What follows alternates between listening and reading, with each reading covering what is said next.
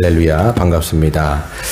모든 가정에서 드리시는 주의 성도들 가운데도 주님의 성령의 은혜가 있기를 바랍니다. 또 이제는 규제가 완화됐고 다 풀렸기 때문에 이제는 교회에 예배당에 오셔서 예배를 드리셨으면 좋겠습니다. 이것을 이번 주 정회원 때 이제 시간을 좀 조절하고 여러분들도 이 예배당으로 나오셔서 함께 예배할 수 있는 그런 의견들을 좀 받아보려고 합니다. 계속해서 코로나가 이제 거의 위드 코로나로 넘어가고 있기 때문에 이제는 여러분들 이거 습관이 되면 안 되기 때문에 이 교회에서 이제 예배당에 오셔서 이제 함께 예배하는 것을 우리가 다시 지향하도록 하겠습니다. 예, 오늘 말씀은 요한계시록 강의 4번째 시간입니다. 주님의 영광에 대해서 한번 살펴보도록 할 텐데요.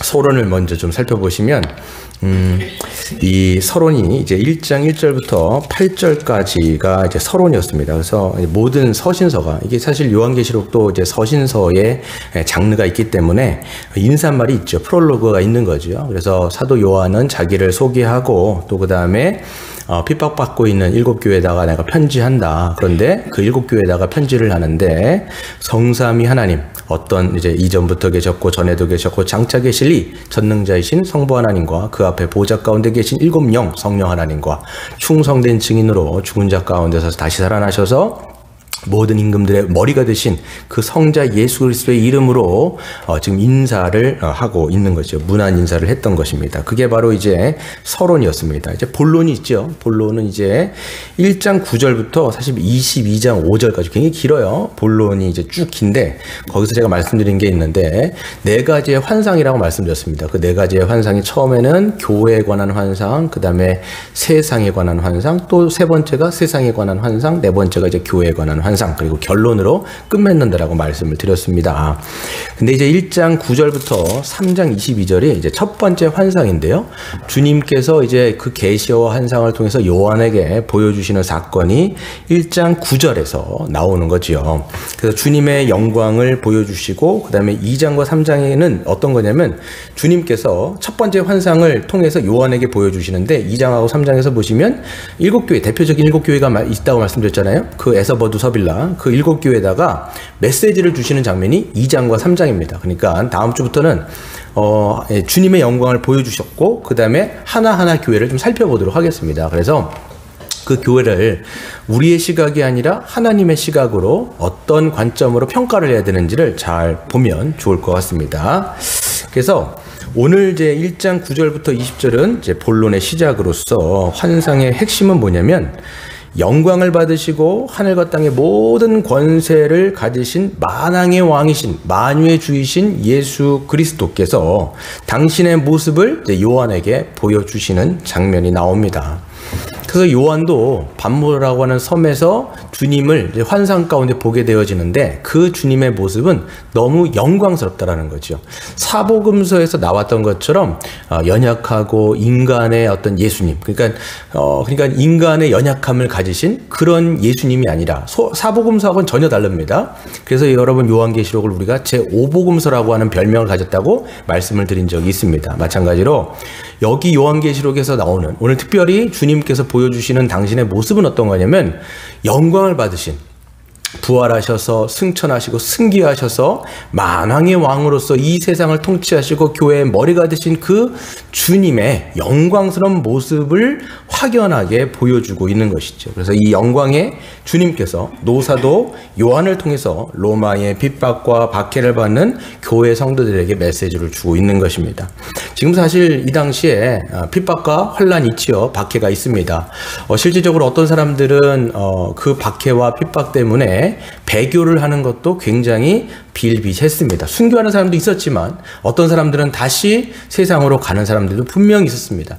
그런데 그 중에는 지도자 같은 사람들도 있었기 때문에 그런 지도자들이 다시 예수 그리스도를 배교하여서 세상으로 나갔을 때 굉장히 큰 타격을 받았죠. 그러니까 교회가 지금 풍전등화 같은 그런 꺼져가는 촛불 같은 그런 순간에 주님께서는 요한을 통해서 주님의 영광을 다시 보여주시면서 어떤 것이 진짜 영광이지 당신들이 믿고 있는 예수 그리스도가 어떤 분이신지를 보여주시면서 그 세상을 이길 것을 독촉이 아니죠. 촉구하시며 믿음을 주시는 것이 바로 오늘 장면이라고 말씀드릴 수가 있습니다.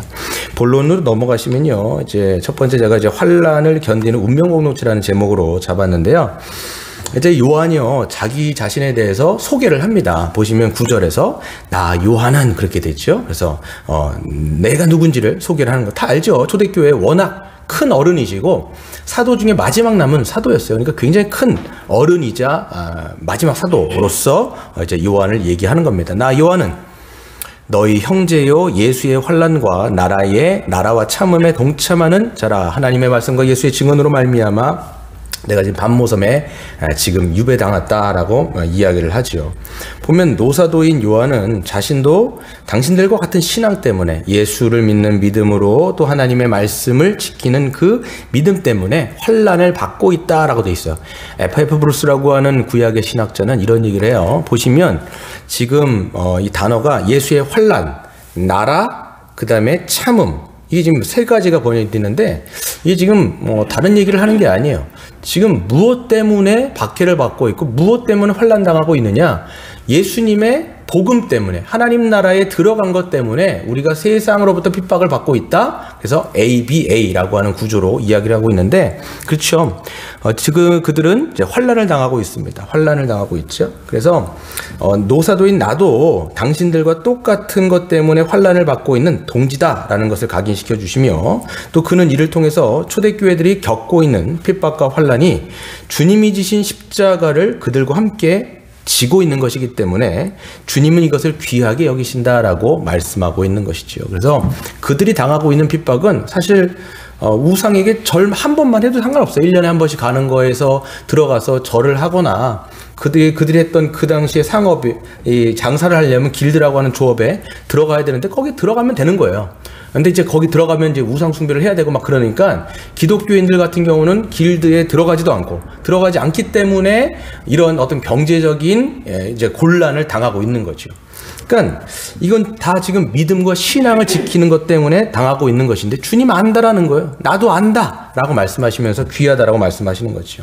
나라라고 얘기하는 것은 하나님 예수 그리스도께서 세우셨으며 장차 예수 그리스도께서 오셔서 완성하실 그 하나님의 나라를 이야기하고 있는 것이죠.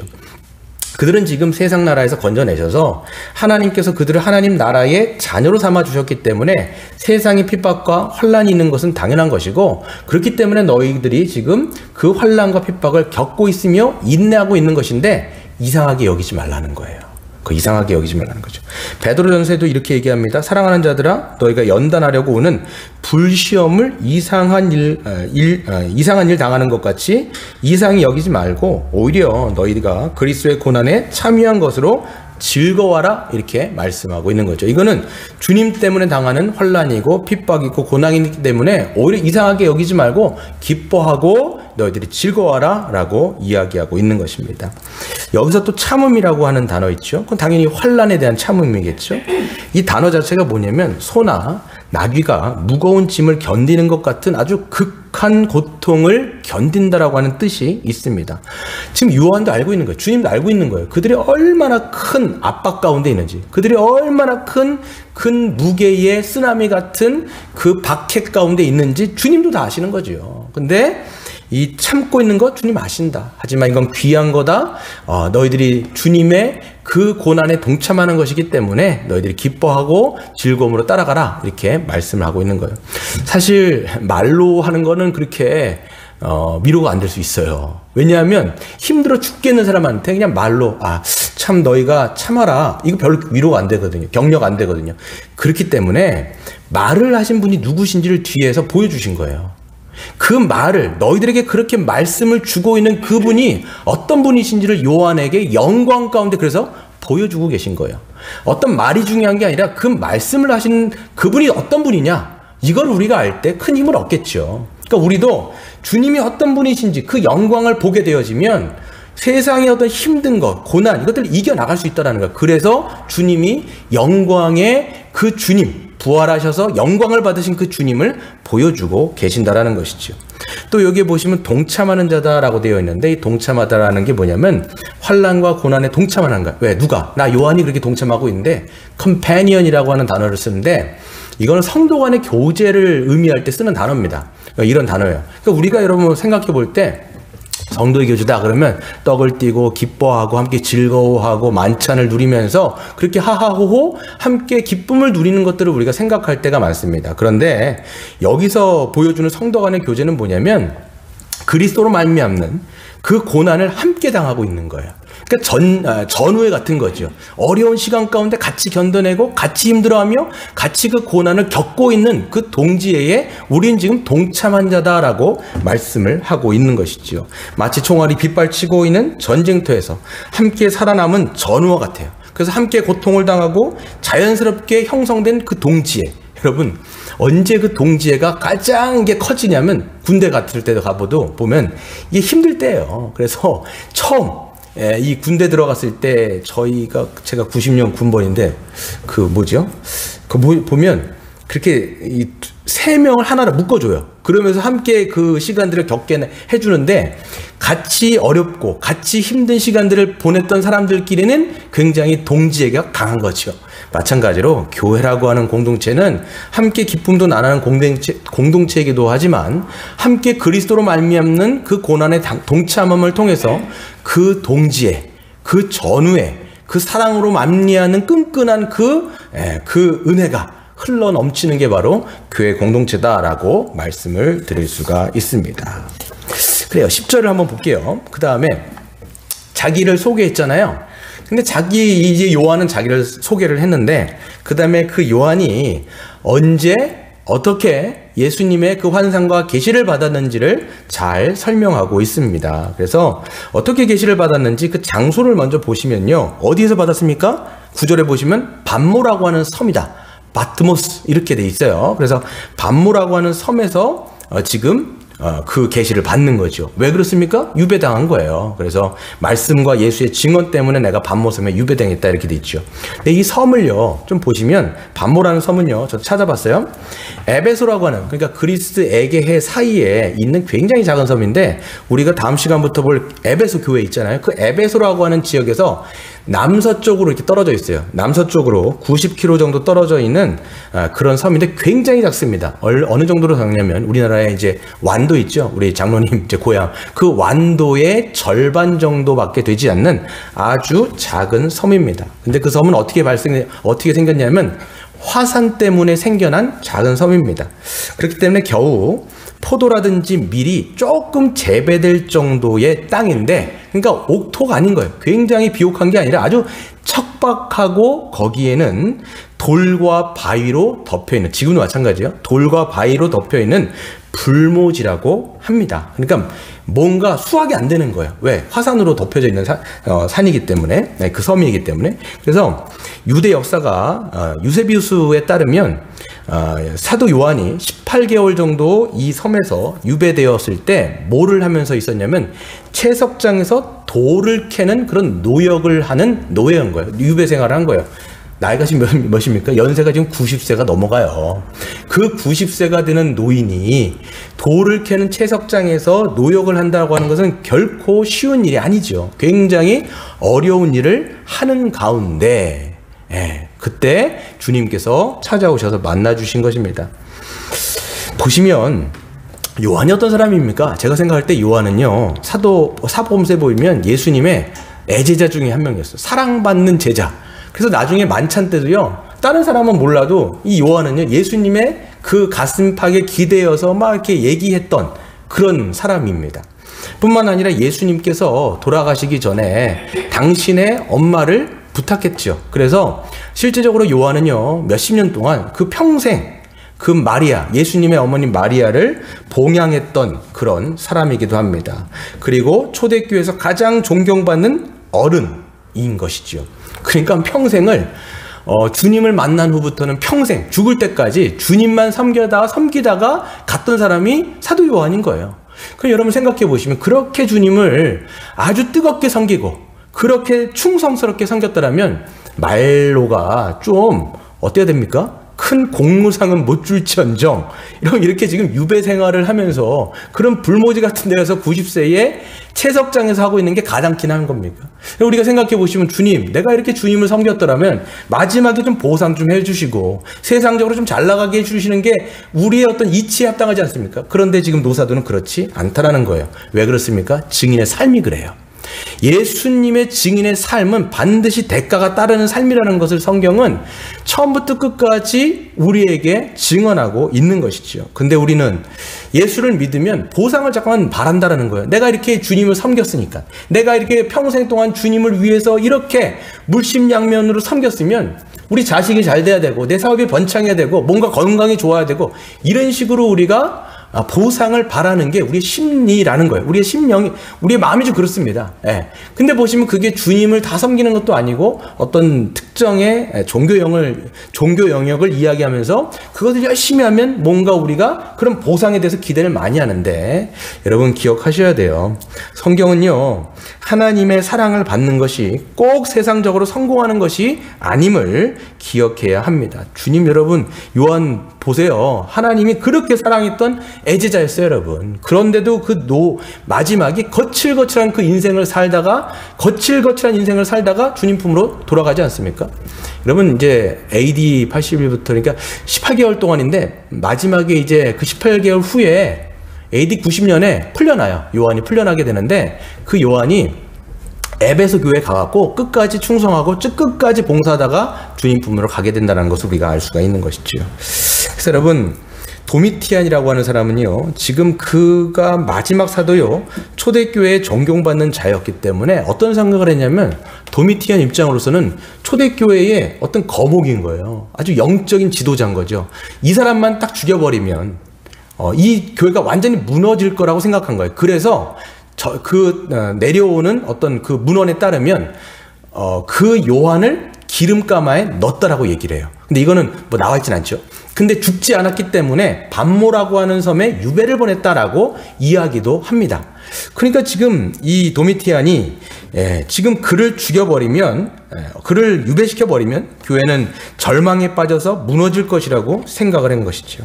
그래서 그를 유배를 보낸 것인데, 그 삭막하고 척박하고 정말 절망적인 그 상황 가운데 요한만 절망적인 게 아니라 요한을 바라보고 있던 초대교회도 마찬가지였을 거예요. 그렇게 큰 어른이 주님을 따르다가 평생 따랐던 그 요한이 저렇게 반모라는 섬에 유배당했을 때 초대교회들도 흔들게 했을 거예요. 그런데 그때 주님은 그 요한을 만나 주셔서 요한을 그 심령 가운데 회복시켜 주실 뿐만 아니라 요한을 통해서 그 7교회, 다른 교회들도 마찬가지죠. 그 교회들을 회복하게 되는 메시지를 줬다라는 것이죠. 여러분, 누가 이렇게 알았겠습니까? 그렇게 사막의 그 삭막한 유배지가 마지막 시대의 하늘과 땅의 운명을 보여주는 계시를 받는 곳이라는 걸 누가 알았겠냐라는 것이죠.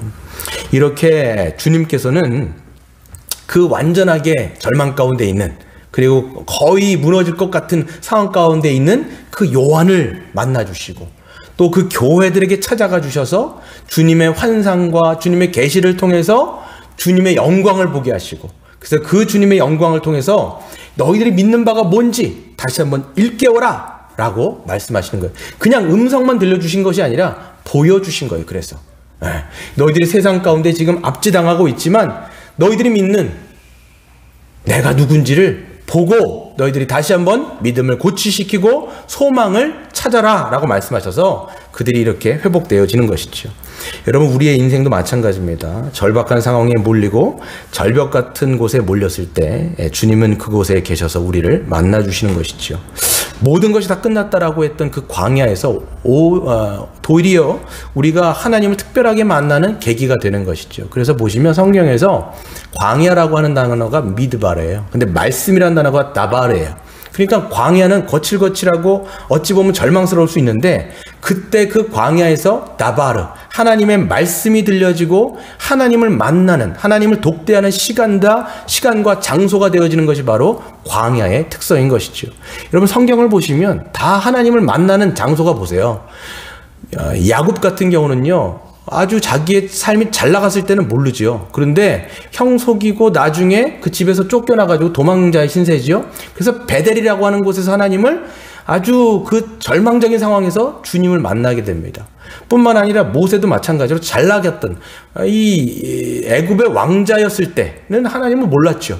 하나님에 대해서 만난 적이 없습니다. 하지만 그가 그 죄를 저지르고 그 광야에서 40년 세월을 살고 80세라고 하는 노인 때에 그 광야에서 그 불타는 떨기나무에서 하나님을 만나는 시간이 되었습니다. 뿐만 아니라 여러분 에스겔이라든지 다니엘이라고 하는 선지자를 보세요.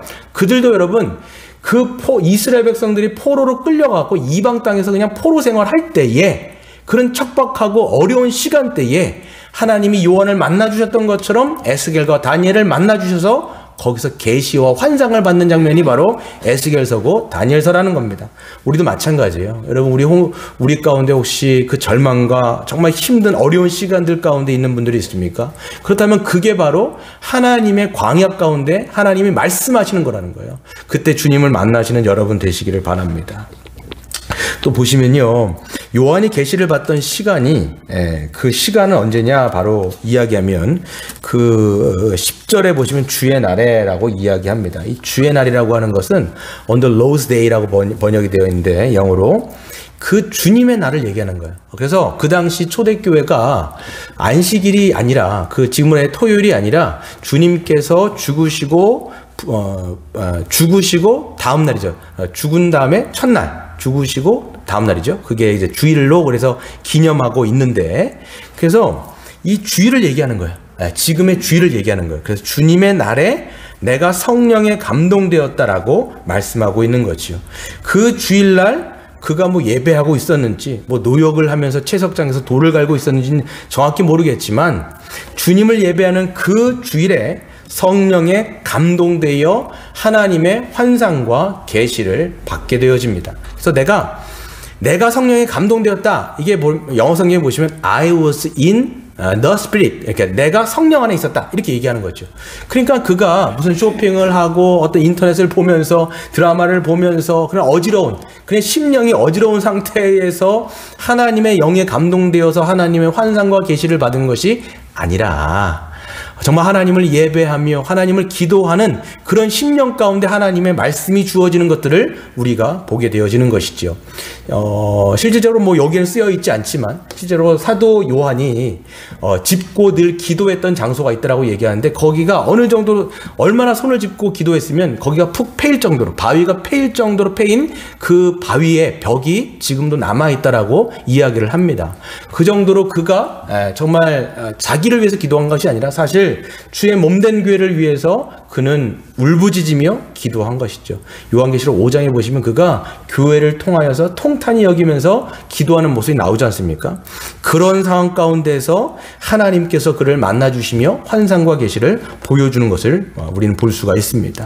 여러분 우리가 주님의 음성을 듣는 거 어떨 때는 우리가 하나님의 인도함을 받길 원하고 하나님의 메시지를 듣길 원하지 않습니까? 그런데 우리의 심령이 어떤 상태에 있는지를 여러분 잘 생각해 보셔야 돼요.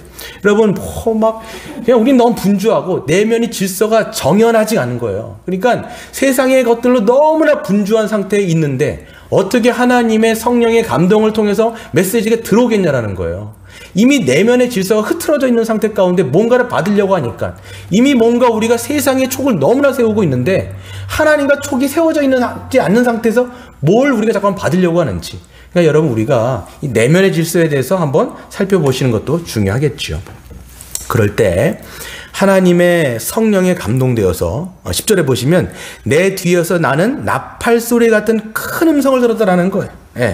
여기서 보시면 나팔 소리 같은 큰 음성. 여러분 나팔이라고 하는 것 제가 말씀드렸죠. 요한계시록은 구약하고 굉장히 긴밀하게 연결되어 있습니다. 여기에 나와 있는 것은 다 구약의 이미지를 다 갖고 오는 거예요. 상징이 되게 많아요. 나팔은 뭐냐? 구약에서 나팔은 이제 전쟁할 때, 전쟁을 시작할 때라든지 전쟁에 승리했을 때라든지 아니면 이스라엘 백성들을 이스라엘 백성들을 모으기 위해서 불었던 게 나팔입니다. 우리가 혼이라고 얘기하는데 엄청 큰 나팔이에요. 이걸 한번 팍 부르면 이게 쫙 울려 퍼지는 거죠. 그런데 중요한 건 뭐냐면 다른 뭐 이런 여러 가지 케이스 바이 케이스의 여러 상황이 있는데 중요한 건 뭐냐면 이 나팔을 불 때 중요한 신호는 뭐냐면 하나님의 임재를 상징하는 거예요. 지금 왕이 오셨다라는 거예요. 지금 왕이 우리에게 좌정하셨다라는 거예요. 너희는 일어나 깨어서 하나님을 맞이하십시오. 그 왕이신 그 주님 앞에 당신들의 귀를 기울이십시오. 당신들의 마음을 하나님 앞에 여십시오. 그 왕을 맞이하십시오. 라고 하는 이 내용이 바로 이 나팔 같은 큰 음성에 들려지는 것이지요. 지금 여러분 이걸 요한은 왜 표현했습니까? 나팔 같은 큰 음성, 절망해 있고 낙심해 있고 어려워 있고 힘들어 있고 어떻게 보면 그 신앙도 어떻게 보면 좀 절망으로 가고 있는 이 상황 가운데 그 왕의 음성을 들으면서 그 노사도는 심령을 새롭게 하고 마음을 새롭게 하면서 그렇지, 주님의 임재가 있구나, 주님께서 오셨구나라는 것들을 듣게 되는 것이죠. 여러분 우리 심령 가운데도 이런 은혜의 역사가 끊임없이 있어야 돼요. 낙심할 때, 어려울 때, 힘들 때, 불안할 때, 그럴 때마다 나팔 같은 큰 음성이 우리 심령을 자꾸만 때려야 돼요. 주님의 말씀이 들려지는구나. 하나님의 음성이 우리에게 들려지는구나. 그럴 때 우리는 각성하게 되어지고 심령을 새롭게 하게 되어지고 정신 차린단 말이에요. 여러분 청교도들이 했던 말이 있어요.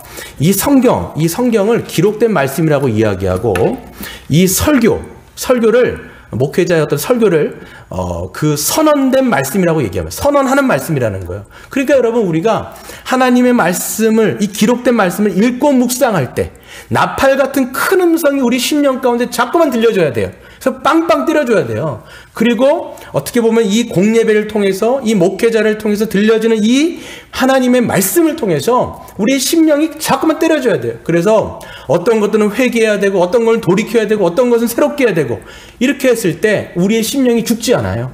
그럴 때 하나님의 새로운 역사들이 주입되어지게 되어지고, 죽어가는 우리 심령 가운데, 메말았던 그 심령 가운데 하나님의 말씀이 자꾸만 우리에게 샘솟는 역사들이 주어질 때 노사도가 다시 심령이 부를 듯 이루어졌던 것처럼, 또 일곱 교회가 그 말씀을 통해서 세워졌던 것처럼 그런 역사가 우리에게 있기를 바랍니다. 세 번째 보시면 이제 주님께서는 음성을 들려주시는데 그 주님이 어떤 분이신지를 아주 세세하게 사도 요한으로 하여금 보게 하십니다. 당연히 이제 들었으니까 봐야 되겠죠.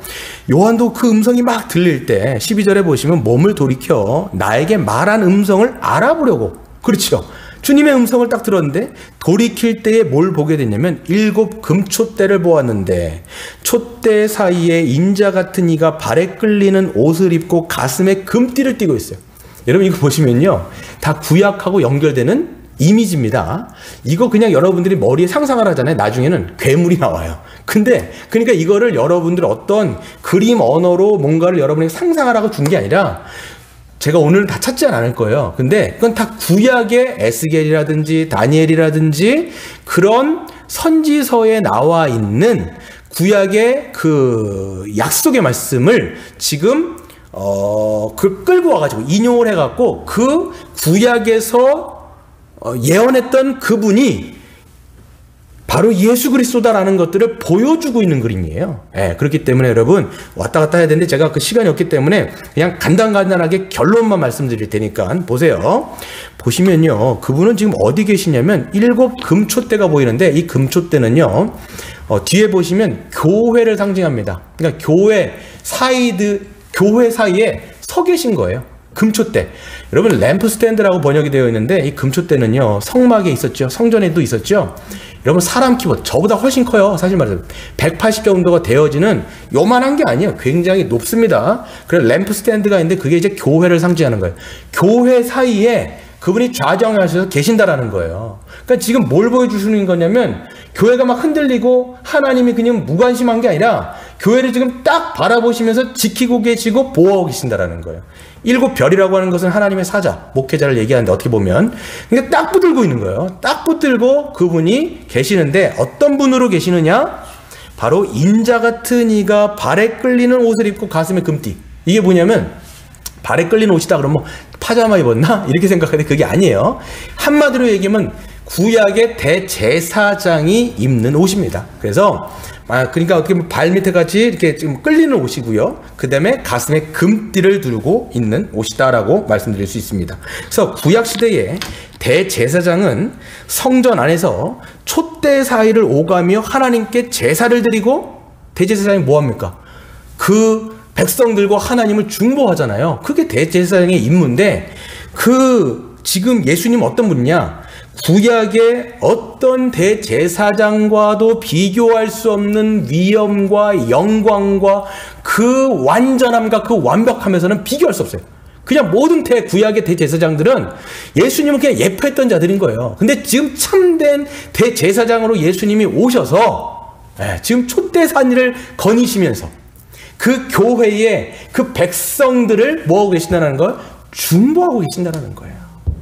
그러니까 지금도 주님은 살아계셔서, 아니야, 너희들이 지금 주님이 지금 너희들 침묵하는 것 같이 보이고 아무런 관심 없는 것처럼 보이는 게 아니라, 주님은 지금 살아계셔서 교회의 머리가 되셔서 너희를 붙들고 있어. 이걸 좀 봐야 돼. 그 주님께서 너희들을 지금 중보하고 계시며, 가슴에 금띠라고 하는 건 뭐냐면 대제사장들의 흉패를 얘기하는데, 그 흉패 안에 뭐가 들어있습니까? 12지파의 이름에 보석들이 들어가 있지 않습니까? 그 주님은 너희들의 백성의 이름을 하나하나 자기의 가슴팍에 새겨서 그들을 위해서 중보하고 계시며 사랑하고 계시며 돌보고 계시며 위로가 계신다. 너는 힘을 내라 라고 말씀하고 있는 것이죠. 뿐만 아니라 어떤 신학자들은요, 이 옷이요, 대제사장뿐만 아니라 왕이 입는 옷이라고 이야기하는 신학자들도 있습니다. 여기에서 우리가 좀 비롯해 보면 지금 진짜 왕이 누구냐라는 거예요. 로마의 도미티안이라고 하는 황제가 이 세상을 다스리는 것처럼 보인다 할지라도 그 왕 위에 참된 왕이 있는데 바로 예수 그리스도, 그분이 실질적으로 이 세상을 다스리시며 그 도미티안은 주님의 발끝에도 미치지 못하는 하류사리 같은 존재다라는 것들을 보여주시며 교회들을 위로하고 격려하고 믿음을 주시고 소망을 주시는 그런 주님의 환상을 우리는 볼 수 있게 되는 것이죠. 왜 우리에게는 보여주지 않지라고 하는 것이 아니라, 성경은 뭡니까? 요한이 봤던 것을 기록으로 남겨서 21세기를 살아가는 교회들에게 이것을 통해서 주님의 영광을 보라고 우리에게 말씀하고 있는 것이죠. 또 보시면요, 그분의 머리가 보시면 보세요. 14절에 보시면 그의 머리와 털의 희기가 흰 양털, 눈 같으며 이렇게 돼 있어요. 그러니까 굉장히 흰 거예요. 그냥 여러분 그 보시면 뭐 영화 같은 데 보시면 그 머리 긴 노인들이 있잖아요. 나오잖아요. 아주 굉장히 하얗잖아요. 정말 흰 머리털. 정말 투명한 색 같은 그런 머리털을 갖고 있는데, 이게 뭘 상징하는 거냐면 고대 근동에서 흰 머리는 연륜과 지혜와 존경과 위엄을 의미합니다. 이건 다니엘서 7장 9절에서 보시면 내가 보니 왕좌가 놓이고 옛적부터 항상 계신 이가 좌정하셨는데 그의 옷은 희기가 눈 같고 그의 머리털은 깨끗한 양의 털과 같다라고 다니엘서에서 이미 말씀하고 있는 것이죠. 그러니까 이게 뭐냐면 노인의 어떤 지혜와 연륜, 그런데 그분은 옛적부터 계신 거예요. 영원전부터 계신 거예요. 그러니까 얼마나 많은 경험이 있겠어요. 얼마나 많은 지혜가 있겠어요. 우리가 살아도 여러분 90년 살고 100년 살고 많아봤자 정말 100년 이상 못 살잖아요. 그런 사람들도 내가 지혜를 갖고 있다라고 얘기하는데, 하나님이신 예수 그리스도는 어떤 지혜와 어떤 경륜이냐면 영원전부터 계시고 영원까지 있어요. 그분의 지혜는, 그분의 연륜은 누구도 감당할 수 없는 지혜와 능력으로 충만하신 분이다라고 말씀하고 있는 것이죠. 교회는 그렇기 때문에 그분의 지혜로 여러분 우리가 신앙생활을 할 수밖에 없어요. 우리의 인간적인 무슨 경험, 인간적인 어떤 지혜, 요즘에 TV를 보면 굉장히 어떤 인간적인 지혜들이 물론 여러분 혹할만 해요. 근데 성경에서 나오는 그 지혜, 하나님이 우리에게 주신 그 지혜가 영원한 겁니다, 여러분. 풀은 마르고 꽃은 지지만 하나님의 말씀은 영원하다라고 말씀하고 있지 않습니까? 그 하나님의 영원하신 말씀 속에서 우리는 지혜를 얻고 경험을 얻으며 그렇게 우리 교회는 살아갈 수가 있는 것이죠.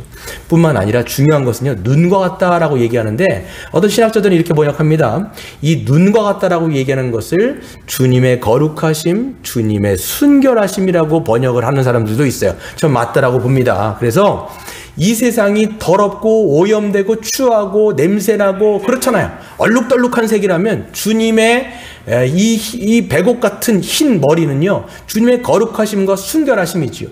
그렇기 때문에 이 세상은 그 주님의 이 거룩을 더럽히려고 하지만 절대로 주님의 거룩은 더럽히지지 않고 오히려 어떻게 됩니까?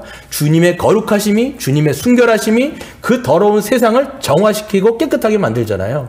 보시면 여러분 마가복음에 보시면 어떤 나병 환자가 보여갖고 나병 환자가 자기를 고쳐달라고 얘기하지 않습니까? 그럴 때 나병 환자를 주님께서 손을 만지세요. 원래 여러분 레위기 같은 데 보시면 손을 이 부정 환자를 만지면 더러워져야 되는데 그게 아니에요. 주님이 그를 만지시니까 그의 나병이 나버리는 거예요. 그의 부정이 완전하게 정결케 되는 거예요. 마찬가지로 예수 그리스도께 나아가는 자는 예수 그리스도의 거룩함을 덧입어서 우리가 의롭게 되어지며 우리가 새하얗게 순결하게 되어지는 주님의 백성이 되어지는 것이죠. 그러므로 주님은 이 교회들에게 말씀하시는 게 뭐냐면 너희는 순결하라는 거예요. 너희는 거룩하라는 거예요. 왜 그렇습니까? 이 교회가 내가 거룩한 것처럼 너희가 거룩하라고 하시는 그 말씀 가운데 있지 않으면 여러분 교회들이요 아무리 많은 일들을 하고 많은 말들을 하더라도 교회가 거룩이라고 하는 능력을 잃어버리면 그때는 끝인 거예요. 삼손이 여러분 눈이 빠지고 머리가 잘렸을 때 완전한 능력을 상실하는 것처럼 이 교회가 하나님의 그 거룩하심을 잃어버렸을 때 너희가 땅에 밟혀지는 그런 소금과 같은 존재가 될 거라고 하는 말씀이 있는 것처럼 우리는 다시 한번 주님 앞에 나아가 주님의 거룩을 사모하며 주님의 그 순결을 사모하면 그렇게 신랑 되신 주님을 따라가는 그 신랑이신 주님이 어디로 인도하시는지 따라가는 그 순결한 신부로 주님께서는 우리를 원하시는 것이죠. 요한이 얘기하는 거예요. 지금 너희가 이런 어려운 초대교회 가운데 있지만 세상에 물들지 마. 그 당시 여러분 엄청난 박해가 있었어요. 길드라고 하는 조업에 들어가지 않으면 그들은 경제적인 활동을 못한다니까요. 그럼에도 불구하고 주님은 그 세상이 아니라 오히려 주님의 순결을 요구하셨고 그렇게 따라가기를 요구하셨다라고 말씀하고 있는 거죠. 또 보시면요 주님의 눈빛을 보세요. 눈빛? 어떻게 보시면 14절에 보시면 그의 눈은 불꽃 같다라고 말씀하고 있어요.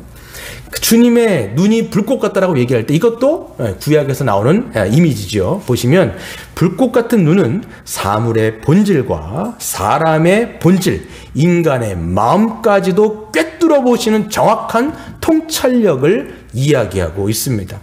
여러분 사람의 눈은요 적당히 속여서 넘어갈 수가 있습니다. 근데 어떤 속임수로도 주님의 눈은 속일 수가 없어요. 여러분 우리가 요즘에 모든 데에 CCTV를 놓지요. 그런데 여러분 CCTV도 사각지대가 있어요. 근데 주님의 눈은 사각지대가 절대 없습니다. 주님은 모든 것을 꿰뚫어 보시고 모든 만물을 다 보신단 말이에요. 그렇기 때문에 우리가 어떤 인간적인 말로 우리가 10길 물속은 알아도 한 길 사람 속은 모른다라고 얘기할 때 이거는 사람들끼리 안에서의 이야기죠. 하나님 앞에 서면 모든 것이 다 하나님의 말씀 가운데 드러난다라고 성경에서 증언하고 있는 것입니다. 그래서 여러분 보시면 하나님은 모든 행위들을 다 보고 계시는 거죠. 그래서 여러분 보시면 2장에서도 보시면 교회의 모습을 하나님의 눈으로 다 꿰뚫어 보세요. 그래서 어떤 교회는 자기들이 칭찬받을 거라고 생각했지만 책망받습니다. 그래서 라우디게아라든지 두아디라든지 사데라든지 그런데 보면요 자기가 부요하고 자기가 뭔가 역동적으로 뭔가 하고 있기 때문에 우리는 칭찬받을 거라고 생각했던 것 같아요. 그런데 오히려 주님의 평가는 완전 달라요. 그래서 너희는 살았다는 이름은 가졌지만 죽은 자다 라고 하는 평가를 지시기도 하고요. 라우디게아 같은 경우는 보면요 너희는 부요하다라고 이야기하지만 실상은 너희들이 가난한 자다, 벌거벗은 자다, 수치스러운 가운데 있다 이렇게 말씀하시는 내용도 있습니다. 그러니까 주님의 시각은 전혀 다른 거예요. 여러분 보시면 서머나 같은 교회는요 지극히 작은 능력, 이게 뭐냐면 굉장히 작은 교회인 거예요. 작은 능력이 있어요. 그런데 주님은 너희가 작은 능력으로 내 앞에서 충성을 다했다라고 하면서 평가를 하시죠.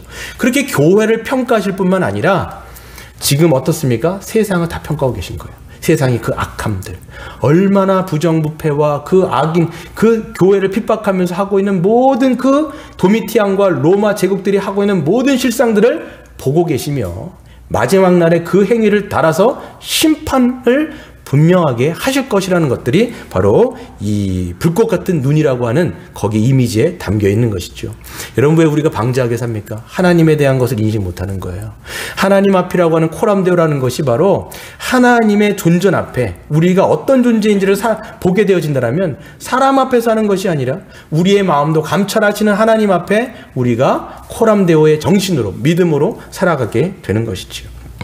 또 보시면 15절에 예수님의 발을 보게 되어지는데, 그의 발은 풀무불에 단련한 빛난 주석과 같다라고 말씀하고 있습니다. 이건 에스겔과 다니엘서에서 자주 나온 표현인데요. 하나님의 영광의 충만함과 그분의 위엄을 드러낼 때 쓰는 단어들입니다. 그래서 발이라고 하는 건 뭐냐면 몸을 지탱하는 기본적인 힘이죠. 그래서 여러분, 다리가 부실하게 되어지면 서 있거나 힘들잖아요. 근데 이 발이라고 하는 것은 이 모든 것들을 지탱하는 기본적인 힘을 상징하죠. 근데 그 발이요, 보통 발이 아닌 거예요. 빛난 주석이라고 하는 노쇠를 얘기합니다. 근데 그 노쇠가 풀무불에 연단해갖고 계속 불에 연단해갖고 빛난 주석이에요. 빛난 노쇠예요. 이것과 같다라고 얘기하는 것은 예수님의 능력이 그만큼 견고하여 장차 원수를 짓밟을 때 영광스러운 승리를 성취하실 것을 보여주는 것이죠. 그러니까 그분의 위엄과 영광으로 로마 제국, 그렇게 화려하고 영원할 것 같은 제국들도 그 주님께서 그 발로 밟으셔갖고 그 발 앞에 모든 것들을 복종하게 하시고, 그리고 그들의 환난과 핍박 가운데 있는 그 성도들을 구원하실 것이다 라는 것들을 보여주고 있는 것이지요. 그래서 여러분, 주님의 발은요, 더 이상 못자국에 박힌, 그래서 못에 박혀가고 상처나고 피 흘리는 발이 아닌 거예요. 이제는 장차 심판주로 오셔서 이 세상을 딛고 원수를 심판하실 영광과 권능의 발이다 라는 것들을 보여주고 있는 것이죠. 우리에게도 이 말씀을 우리가 생각해 봐야 됩니다. 주님께서는 장차 우리가 생각해 볼 때 이 세상은 너무 화려해요. 이 세상은 너무나 영원할 것 같아요. 이 세상은 정말 망하지도 않을 것 같고 심판받지도 않을 것 같습니다. 근데 그게 아니라는 거예요. 주님은 21세기를 살아가는 우리에게 주님께서 장차 오셔서 그들을 모든 자들을 당신의 발 앞에 엎드리게 하시고, 그리고 뭐예요? 그 세상 가운데서 힘들고 박해받던 그 당신의 자녀들은 원수 앞에서 어떻게 합니까? 그 원수의 목전에서, 시편 23편에 보시면 원수의 목전에서 상을 베풀어 주시고 머리에 기름을 발라 주시면서 그들을 회복케 하여 주시는 하나님의 은총이 분명히 있으니 당신들은 기다리고 인내하고 믿음으로 주님을 따라가라고 말씀하고 있는 것입니다. 또 보시면요, 시간이 좀 많이 갔지만 그래도 좀 하겠습니다. 15절에 보시면 주님의 많은 물소리가 있어요. 이 많은 물소리, 여러분, 우리가 이 뭡니까, 찬양집도 많은 물소리인데 이 많은 물소리가 어떤 물소리냐, 이것도 구약에 담겨있는 내용입니다. 주님의 많은 물소리라고 하는 것은 주님의 음성 역시 하나님의 영광과 위엄을 묘사하고 있는 거예요.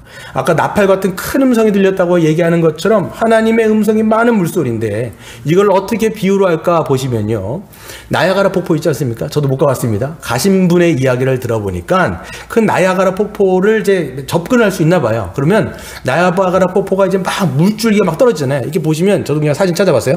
이렇게 장거 같은데 이 물이 여기서 막 떨어집니다.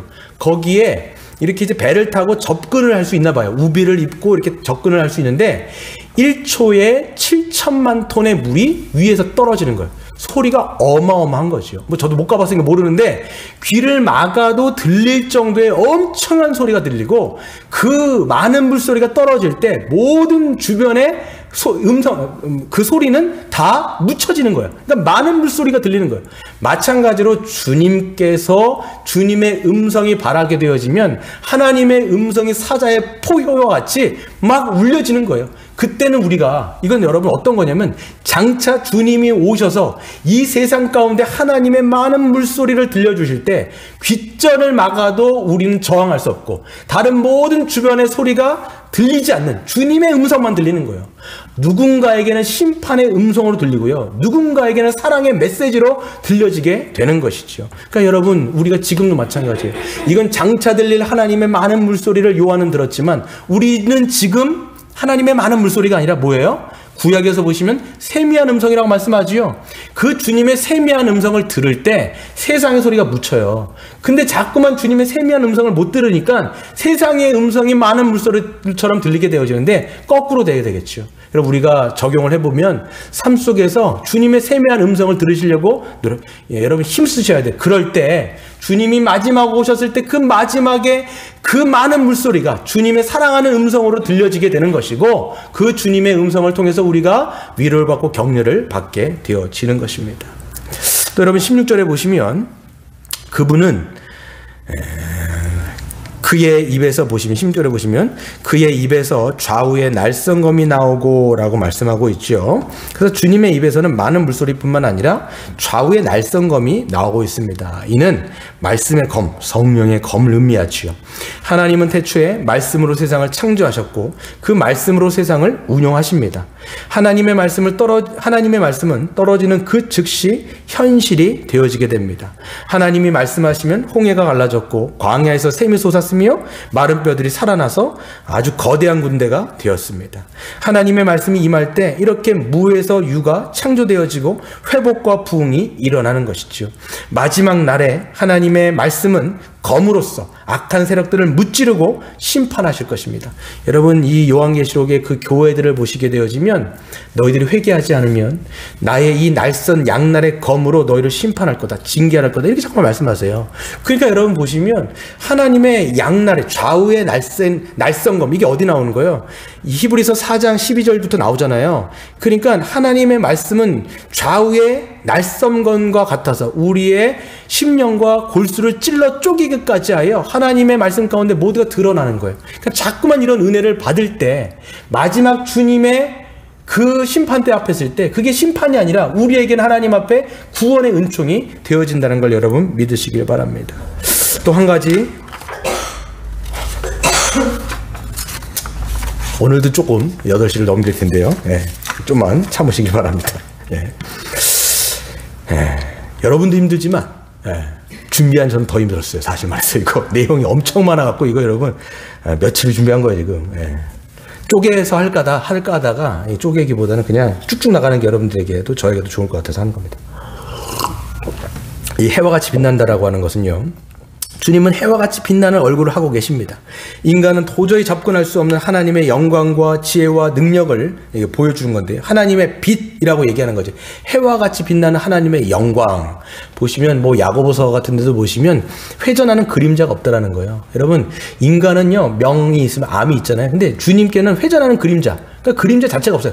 완벽한 빛인 거예요. 빛의 근원이시기 때문에 그분의 영광을 보여주시는 것이죠. 요한은요, 이 해와 같이 빛나는 하나님의 영광을 그리스도를 통해서 본 적이 있어요. 언제예요? 바로 변화산 사건이죠. 변화산에 올라갔을 때 주님이 이것을 잠깐 보여줬어요. 그랬더니 그냥 베드로가 그냥 너무 기뻐가지고, 기쁜 게 아니죠. 굉장히 두려워했어요. 두려워해가지고 오히려 거기에 내려가지 말자면 우리 초막 3개 짓고 뭐 이 정도로 막 횡설수설했던 모습 보이지 않습니까? 그때 요한도 사실 같이 있었단 말이에요.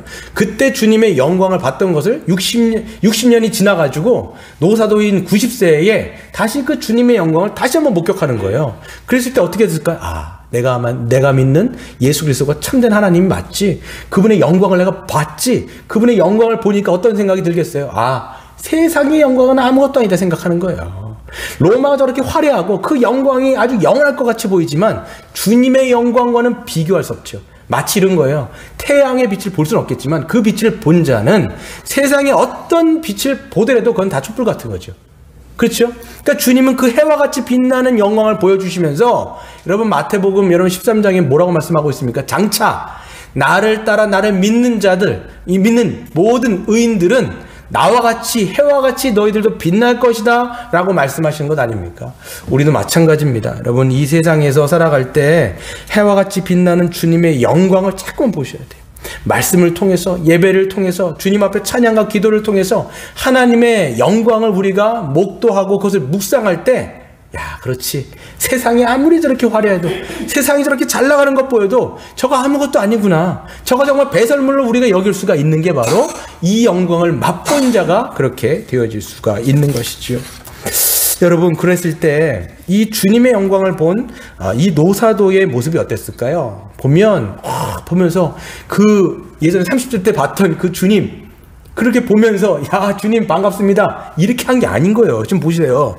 어떻게 됩니까? 17절에 보시면 내가 볼 때에 그의 발 앞에 엎드려 죽은 자 같이 됐다라는 거예요. 왜 그랬을까요? 그 예수님을 만나봐서 오랜만에 만났으면 회포를 풀면서 막 허깅하면서 막 그래야 되잖아요. 예전에 같았으면 그 주님의 가슴팍에 기대가지고 막 주님하고 막 얘기했을 거 아니에요. 근데 60년 만에 만났을 때 그 주님을 봐니까 완전 납작 엎드려진 게 아니라 죽은 자 같이 된 거예요. 왜 그러냐? 너무 오랜만에 만나가지고 낯선 게 아니에요 지금. 그게 아니라 그때 봤던 거는 인간의 몸으로 육신을 입고 온 주님의 인성을 봤더라면 지금은 예수님 안에 나오는 그 신성이에요. 하나님 대신 그 주님의 영광을 보니까 피조물인 인간으로서 완전 죽어버리거든요. 여러분 그 다니엘서에도 똑같아요. 다니엘이 여러분 인자 같은 일을 바라보면서 완전히 죽은 자 같이 뻗어버리지 않습니까? 그런 거예요. 존재가. 우리 존재가 그런 겁니다. 그러니까 예수님의 인성을 알 뿐만 아니라 예수님의 그 신성을 우리가 분명히 알아야 돼요. 근데 여러분 요즘에 보시면 안 좋은 신학의 흐름이 있는데 지금 계속적으로 예수님의 인성, 예수님이 누구시냐라고 얘기했을 때 뭐 CEO 예수, 또 여러분 보면 페미니즘 신학이라든지 해방 신학이라든지 민중 신학이라든지 예수님을 자기 형님처럼 알아요. 이게 그러니까 뭐냐면 왜곡된 예수님의 인간에 관한 어떤 것만 보니까 자꾸만 이상한 신학의 물줄기로 나간다는 말이에요. 절대 그렇지 않습니다. 우리가 뭘 알아야 되면 예수님이 하나님이라는 거. 그거를 알 때 우리는 주님 앞에 빨리 순종할 수 있어요. 그 주님의 하나님 되심을 알 때 우리는 납작 엎드릴 수 있다는 거예요. 그분 앞에 납작 엎드릴 때 하나님의 음성이 들려지게 되는 것이고 그 주님의 말씀을 통해서 우리가 복종하게 되어질 때 우리의 인격과 삶이 주님의 것으로 변화되어진다는 것들을 성경이 얘기하고 있다는 것입니다. 말씀을 마칠게요.